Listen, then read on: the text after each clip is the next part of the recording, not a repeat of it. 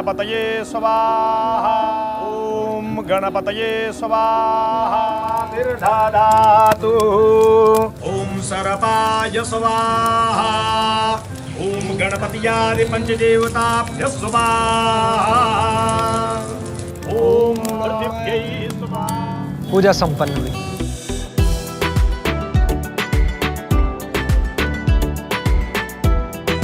अब मुझे भी आके खुश रहिए।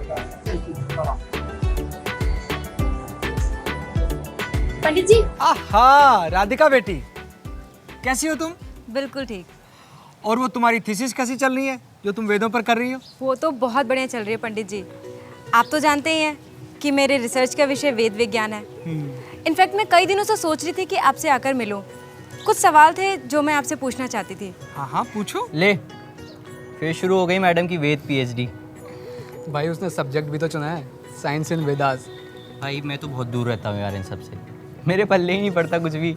बेटा, वेदों को हम सदियों से महान ग्रंथ मानते आए हैं और ये भी मानते हैं कि वो ईश्वरी वाणी है। फिर तो पंडित जी हम वेदों के अध्ययन से तमाम वैज्ञानिक रहस्यों को भी समझ सकते हैं।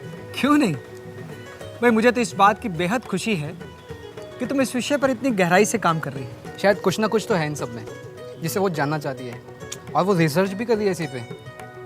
मतलब वो यही तो जानना चाहती है कि उसका साइंटिफिक एंगल क्या है। एक समय ऐसा भी आया था जब लंबी गुलामी के दौर में वैदिक ज्ञान का लोप हो गया था। लगता है उसे टाइम लगेगा। और अब इसे जन जन तक पहुंचाने के लिए आचार्य गुलाब कोठारी जी पूर्ण रूप से समर्पित हैं। वही वो तो चाहते हैं कि भावी पीढ़ी इसमें रुचि ले, साथ जुड़े। मैं समझता हूँ तुम्हें उनसे अवश्य मिलना चाहिए। आप बिल्कुल ठीक कह रहे हैं पंडित जी। ईश्वर तुम्हें सफल करे। अब मैं चलता हूँ। प्रणाम। प्रणाम। ले, आ गई मैडम। बधाई हो जी, हाउस वार्मिंग। हाँ, अबे Thank गृह you. प्रवेश होता है। एक ही बात है यार। अच्छा तुम लोगों ने कुछ लिया? मैं कुछ नहीं, हो गया यार, हमारा हो गया। बस अब चलते हैं।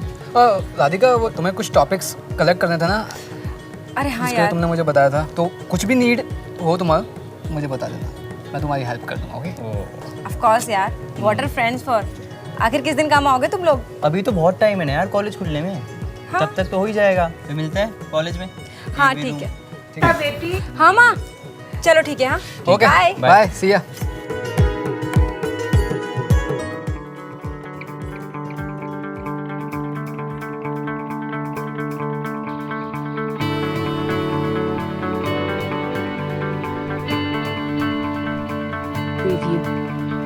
आज की इस ज्ञानवर्धक चर्चा में मैं स्वागत करती हूँ पंडित मधुसूदन ओझा, वैदिक अध्ययन एवं शोध पीठ संस्थान के अध्यक्ष आचार्य गुलाब कोठारी जी का। वेद सृष्टि के संविधान का नाम है।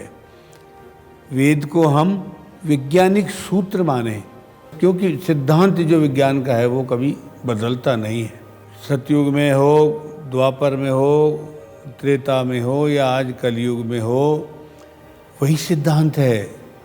तो जब ईश्वर ने सृष्टि का निर्माण किया तो उसको संचालन के लिए भी कुछ नियम बनाए, और उन नियमों का जो संग्रह है हम उसको वेद कह रहे हैं। पर परिभाषा की तरह से अगर हम देखें कि वेद ऐसा वैज्ञानिक शास्त्र है जिसमें हम हर पदार्थ के बारे में जानकारी कर सकते हैं, और वो जानकारी उस सीमा तक हम कर सकते हैं कि जब हमारे मन में कोई संदेह उसके बारे में नहीं बचे। यानी हम किसी पदार्थ के बारे में जितनी भी जानकारी करना चाहें, वो सारी जानकारियाँ जहाँ उपलब्ध है, उस वैज्ञानिक शास्त्र का नाम वेद है।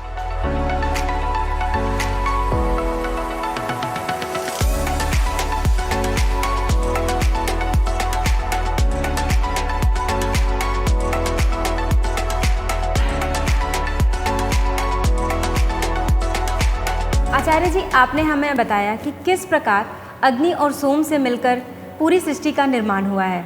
जी, ये जो ब्रह्मांड है जिसे आज तक हम पश्चिम के नज़र से देखते आए हैं, हमारे वेद इसे किस तरीके से परिभाषित करते हैं? मूलतः हम जिसको सोलर सिस्टम कह रहे हैं पश्चिम में, उसमें केवल सूर्य और उसके साथ जुड़े हुए ये ग्रहों का समूह आ रहा है। पश्चिम हमको सूर्य के ऊपर का जो द्युलोक है उसके बारे में कोई विशेष जानकारी नहीं दे रहा है। उदाहरण के लिए पश्चिम हमको कह रहा है कि चंद्रमा पृथ्वी के चक्कर लगाता है।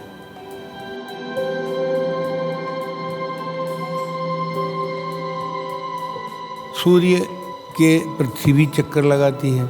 बस ये दो चीज़ हमको मिल रही है।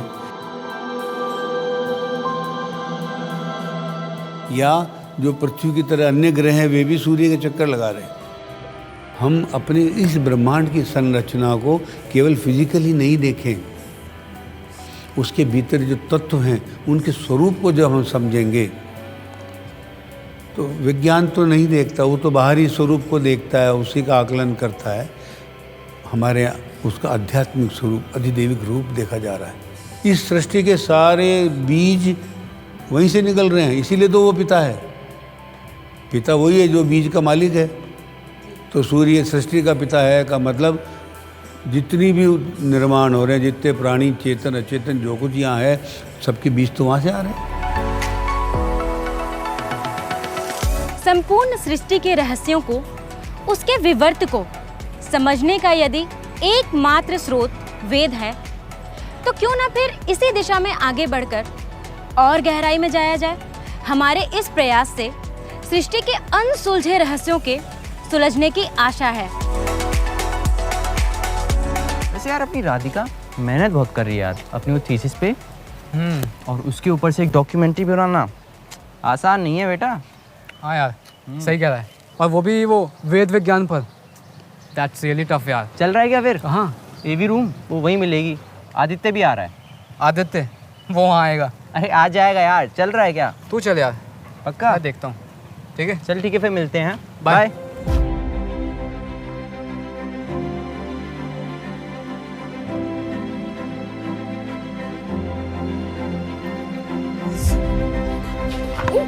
Radhika, hi, how are you? Good यार, हाउ यू? I'm good. कहाँ रहती हो यार? Too busy. Not really, but you know I know science in Vedas, such a deep subject. बहुत कूल है। This is beyond. और यूनिवर्स के मिस्ट्रीज को समझना ना बहुत ही इंटरेस्टिंग है। और आजकल तो मैं यूनिवर्स के क्रिएशन पे ही काम कर रही हूँ। कम आई शो यू। अभी कहाँ जा रही है? एवी रूम, मेरा सारा काम वहीं होता है। अच्छा तो चल मैं भी तेरे साथ में चल लेती हूँ, मुझे भी दिखा चल, देना। वहीं पे आदित्य और समीर भी आ रहे हैं। अच्छा? हाँ।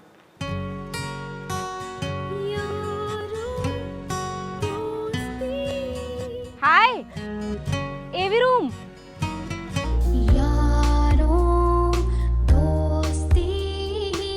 भाई इतनी देर हो गई यार, कब से बैठे हैं? कहाँ रह गई ये? यार ये वेदों पर कुछ चल रहा है क्या कॉलेज में? कुछ हो तो रहा है ये वेद विज्ञान पर। और राधिका ना, ये शायद कुछ मूवी बना रही है। कॉलेज वालों ने ना इसको फुल फैसिलिटी दे रखी है। Perfect AV room. मुझे तो music, I love music man. लो आ गई मैडम। Hi guys. हाँ यार, बस थोड़ा काम था, मुझे थोड़ा टाइम लगेगा कनेक्शंस करने। आशी, अरे आजा आजा भाई, देख क्या रहा है? आजा आजा। आई होप मैंने डिस्टर्ब तो नहीं किया ना? अरे नहीं। बिल्कुल भी नहीं क्या, बैठ जा तू भी देख। Shall we start? Okay, let's start. चलो। जब से मनुष्य ने आंखें खोलीं, उसे सामने फैला हुआ विस्तृत विश्व दिखाई दिया। उसके मन में उत्पन्न हुई जिज्ञासा, कब और कैसे हुआ होगा इसका निर्माण? किस तत्व से हुई इस सृष्टि की रचना और कैसे निरंतर चल रहा है इसका विकास? इस सृष्टि को ब्रह्म का वितान कहा गया है। आज हमारे समक्ष जो भी है सब ब्रह्म से बना है, ब्रह्म पर ही टिका है और अंत में ब्रह्म में ही लीन हो जाएगा। ब्रह्म से संसार बना, किंतु ब्रह्म ज्यों का त्यों बना रहा। इस प्रकार संसार भी ब्रह्म का विवर्त ही तो है। संसार में विविधता है, किंतु ब्रह्म एक है। विश्व की रचना कैसे हुई, इस बारे में वैज्ञानिक अभी तक किसी निष्कर्ष पर नहीं पहुंच पाए हैं। एक परिकल्पना दूसरी परिकल्पना को झुठला देती है। प्रभु ने इच्छा की, मैं एक हूं, अनेक हो जाऊं।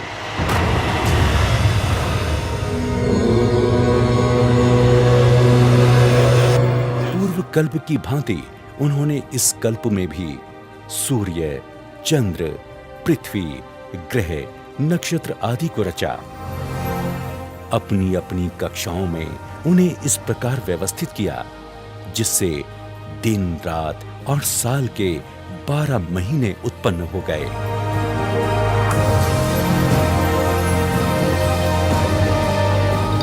और ये बन गई ऋतुएं।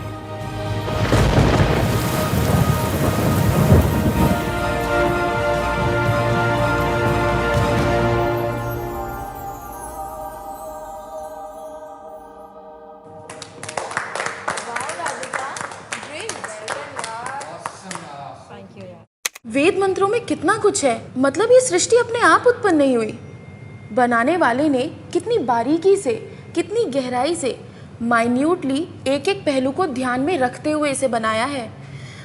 ये फूड, वेजिटेशन, ये कैसे बना? ओ हेलो, ये सब नेचर है, अपने आप होता है। अच्छा जी, नेचर है, सब अपने आप होता है। वो बल्ब जो पूरे कमरे को रोशनी दे रहा है वो अपने आप बन गया। इसे बनाने में पता नहीं कितने मैन्युफैक्चरर्स, डिज़ाइनर्स और इंजीनियर्स के दिमाग लगे होंगे, तब जाके ये हमारे सामने है। और जैसे ये अपने आप नहीं बना, वैसे ही वो बल्ब सूर्य जो पूरे संसार को निरंतर रोशनी दे रहा है अपने आप बन गया। ऐसी कौन सी इलेक्ट्रिसिटी है या ऐसा कौन सा पावर हाउस है जो उसको लगातार चला रहा है, और वो भी नॉन स्टॉप?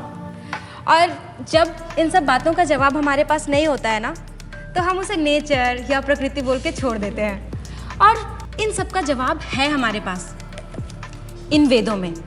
देखो, एल्बर्ट आइंस्टाइन ने भी कहा था, look deep into the nature and then you will understand everything better. Veda पढ़ने के लिए संस्कृत पढ़नी पड़ेगी? अरे नहीं यार, आजकल तो हिंदी और इंग्लिश ट्रांसलेशन में भी अवेलेबल है। राधिका, फिर ये वेदों पर कुछ एलिमेंट्री बुक्स भी हैं क्या मार्केट में?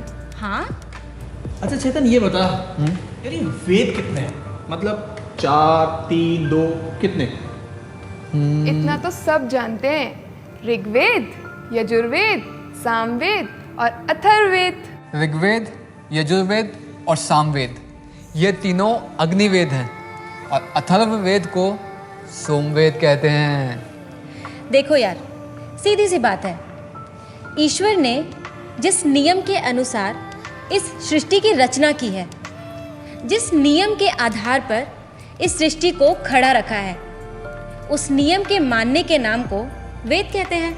इट्स अमेजिंग यार, जब इतनी नॉलेज हमारे वेदों में है तो फिर इन्हें हमारे एजुकेशन सिस्टम में क्यों नहीं लाया गया? गाइस, टेक्नोलॉजी और भगवान कोई अलग नहीं है। हमें दिमाग मिला है कि हम बहुत कुछ कर सकें। सोर्स तो एक ही है, ब्रह्म। हो गया, चलो यार, आप सब कैंटीन चलते हैं यार। Best idea. चलें। वैसे ना एवी रूम वाला मस्त था, सीरियसली। म्यूजिक के बाद दूसरी ऐसी कोई चीज़ है जिसमें मुझे इंटरेस्ट आया है, बहुत अच्छा था। वाह यार, कितनी डीप साइंस है इन वेदों में। वेद जीवन का विज्ञान है। हमारी संपूर्ण दिनचर्या का ऐसा कोई भी अंश या ऐसा कोई भी पक्ष नहीं है जिसकी जानकारी वेदों में ना हो। यार, मैंने कहीं पढ़ा था, अर्थ से सूरज तक का डिस्टेंस जो साइंटिफिकली निकाला गया है, वो हनुमान चालीसा की पंक्ति में एग्जैक्टली वही दिया हुआ है। ग्रेट यार, जब इतनी डीप नॉलेज है हमारे वेदों में, तो फिर इन्हें हमारे एजुकेशन सिस्टम में क्यों नहीं लाया गया? एजुकेशन सिस्टम अरे हमें लॉर्ड मैकॉले को कोसने से फुर्सत मिले तो ना, उसी को लेके सालों साल बर्बाद कर दिए हमने। अंग्रेज तो चले गए, गुलामी नहीं गई। हमारी शिक्षा नीति का आधार वेद ही होना चाहिए। वेदों को वैज्ञानिक ज्ञान का दर्जा मिले।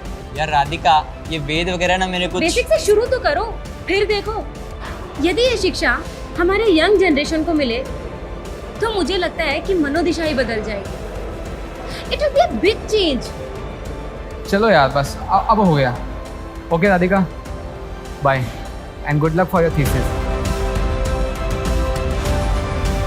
आज के युग में तो ये और भी महत्वपूर्ण हो गया कि हम वेद को समझें, उसके वैज्ञानिक स्वरूप को निकालें, उसको डिकोड करें। हमारी तकलीफ ही यही है, हमारे देश में आज भी वेद सूत्र रूप में उपस्थित हैं, उनका अनुवाद उपलब्ध है हमको, उसका विवेचन उपलब्ध नहीं है, उसका डिकोडिंग उपलब्ध नहीं है। इसलिए हमको लगता है कि शायद उसमें विज्ञान नहीं होगा। महर्षि अरविंद ने डिकोडिंग की थी अंग, पर वो चूंकि थोड़ी क्लिष्ट है, वो आगे समझ में नहीं आई तो आगे तक नहीं चल पाई। जो डिकोडिंग अब होगा वही नई पीढ़ी के काम आएगा। मूल वेद काम नहीं आएंगे, उनके मंत्र काम नहीं आएंगे, वो कर्मकांड के काम होंगे। पर जिंदगी को समझने के लिए, प्रकृति में अपने स्थान को समझने के लिए वेद को समझना आज तो बहुत अधिक आवश्यक है।